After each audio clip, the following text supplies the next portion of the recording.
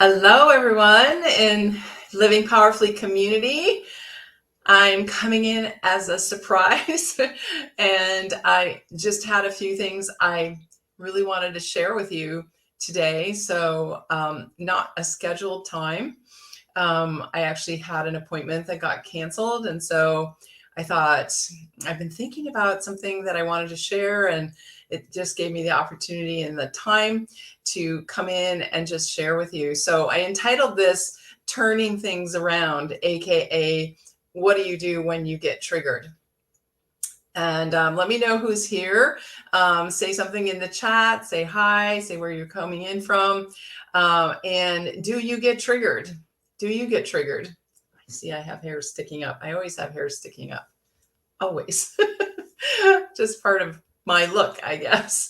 So I'm Dr. Shelley Nash. I am the creator of Living Powerfully community, and I'm so happy that you're here and enjoying all the free content that is offered here for you to live a powerful life. And part of living powerfully, is what do you do when you get triggered?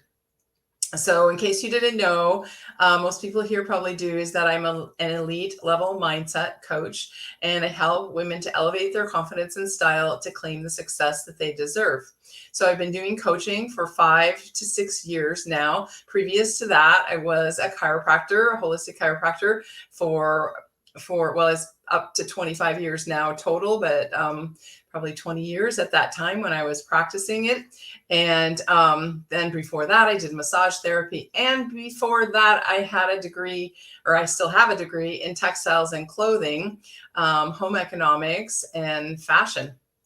So I was on the holistic health route for a long time, first in textiles, fashion, merchandising, that kind of thing. I flipped back and forth for many years because I just loved both. And then I finally figured out the link, the connection was about self-image when I started doing coaching, and that we can't outperform our self-image. And self-image often has a lot to do with how we dress, our style, how we hold ourselves, what we think about ourselves. So it's all kind of come full circle.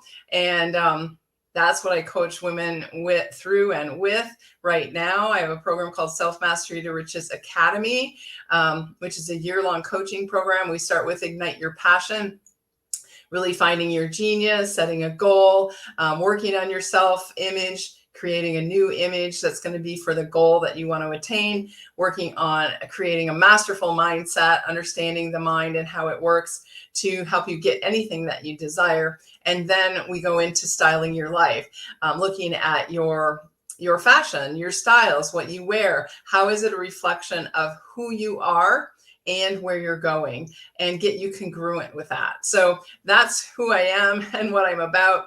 But today, I wanted to talk to you about something very, very personal, because yesterday I got triggered, and and it was not very fun, because it hasn't happened in a while. I'm going to adjust my camera for a second. It hasn't happened for a while. And then it's a little shocking because you're triggered and you're emotional and you don't really know what's happening at first, until you figure it out. So first of all, what does it mean to be triggered? So I use the word triggered when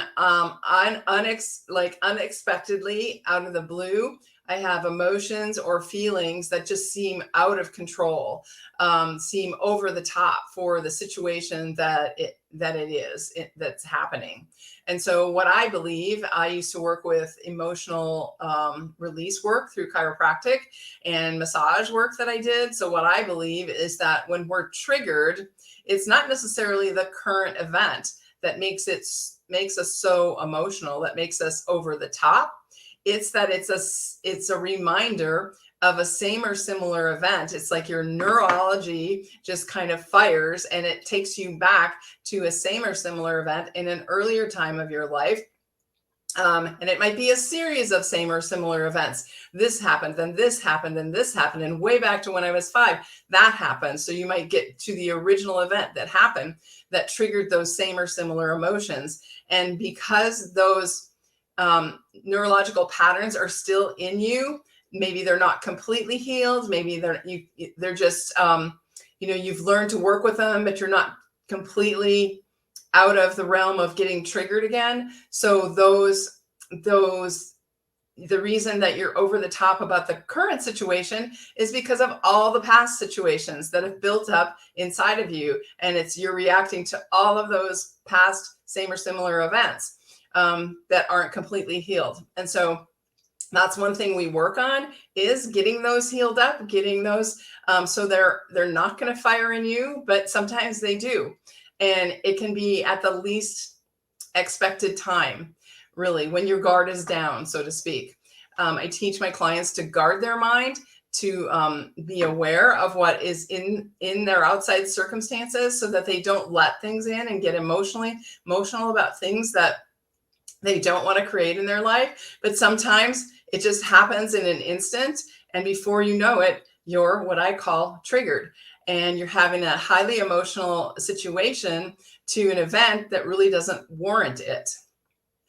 So yesterday I had that happen to me, and it was not comfortable at all. It took me a while to work through it, and I just wanted to give you some help with that. So first, while I was working through that, I remembered this poem that has helped me so much over so many years. This poem was originally given to me by a therapist that I saw in the 1980s. She gave it to me because she thought it would help me. And so it was on a printed piece of paper, and I tried to find that this morning, and it's gone missing again. But I folded it up and folded it again and put it in a file called Inspiration. And then it was filed away for the longest time. Every once in a while, I would take it out and look at it and read it and go, yeah, that's so true. That's good. And so then I was looking for that poem about 6 years ago when I started coaching. And I ended up finding it, but then it kind of came in a full circle moment when I signed up to be a coach and consultant with Bob Proctor. They sent me a package of information, and in that information was this poem. And I was like, oh my gosh, this is the poem that my therapist gave me back in the 80s. And now I'm getting it again from Proctor Gallagher, Bob Proctor Institute. And it just made so much sense that I was in the right place at the right time. So I wanted to read that poem to you today to help you with being triggered. And then I'll talk some more about what to do when you get triggered. So it's called Autobiography in 5 Short Chapters. And the first chapter, chapter 1, I walk down the street. There's a deep hole in the sidewalk. I fall in. I'm lost. I'm helpless. It isn't my fault. It takes forever to find a way out. Chapter 2, I walk down the same street. There's a deep hole in the sidewalk. I pretend I don't see it. I fall in again. I can't believe I'm in the same place, but it isn't my fault. It still takes me a long time to get out. I walk down the same street. There's a deep hole in the sidewalk. I see it there. I still fall in. It's a habit. My eyes are open. I know where I am. It is my fault. I get out immediately. Chapter 4, I walk down the same street. There's a deep hole in the sidewalk. I walk around it. And chapter 5, I walk down another street. This is by Portia Nelson. Isn't that a great poem? Where do you see yourself in that poem? And I think what happens for us is we kind of go back and forth in that poem. We get somewhat better and we choose to walk down a different street, but then we fall back into the hole again. For example, when you get triggered. So what I think is so amazing about this poem, and what I just actually got a couple of months ago, was that chapter 1 and chapter 2, it's saying it isn't my fault, but it's not my fault. I'm just here, and it takes me a long time to get out. So that's the phase in which you're not taking responsibility for your life and what happens to you in your life. And you're just a victim to whatever's happening in the outside. There's a hole, that's an outside circumstance. You fall in, you feel helpless, and you can't find your way out. And it takes a long time to find your way out, and you blame the hole. You blame everything outside of yourself. But in chapter 3 is when there's an awakening, because there's an awakening of there's a hole. I see it. I'm still falling in because it's a habit. I don't know what else to do. My eyes are open. I'm aware that there's a hole, and I know I'm in the hole, and I know it's my fault. I know I've created my reality. I know I've gotten myself here. And so I get out immediately. I take responsibility immediately to get out of that habit, to get out of that hole. So that really describes to me that empowerment, being empowered to take responsibility and take charge of your life, even in the midst of being triggered, like I was yesterday. So that was my huge awareness, that in the middle of that poem, you will go from being a victim to being responsible for your life. And you continue to be responsible for your life by walking down the same street, but walking around the hole, and then completely walking down a different street. So, but this is a process. We don't learn how to do this overnight. We have to go through the trial and error of experiencing the new.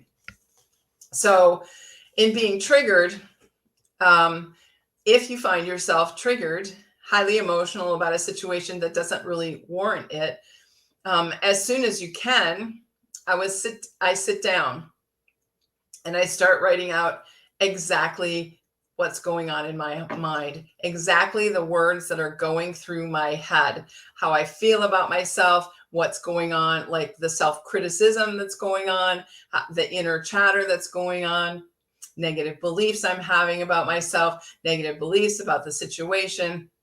Whatever's going on in your head, you have to get it out.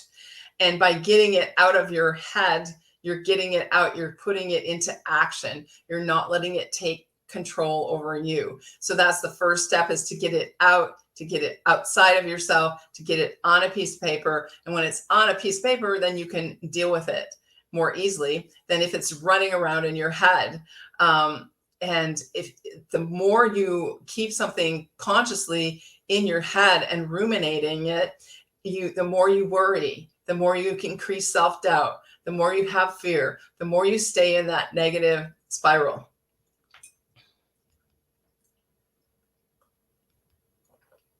So you want to write down everything that's going on in your head. Get it out. Like you're talking to a friend. You called a friend and it's like, blah, blah, blah, blah, blah, blah, blah, blah, blah, blah, blah. Just write it out. And that in itself will feel better, but you'll probably still be in the funk. So then you want to start looking at that and asking yourself, is it true? Is what I just wrote true about myself, about the situation? Is it true? Yes, no, yes, no, yes, no, mostly probably no. And what is the truth? And write down the truth. The truth is this.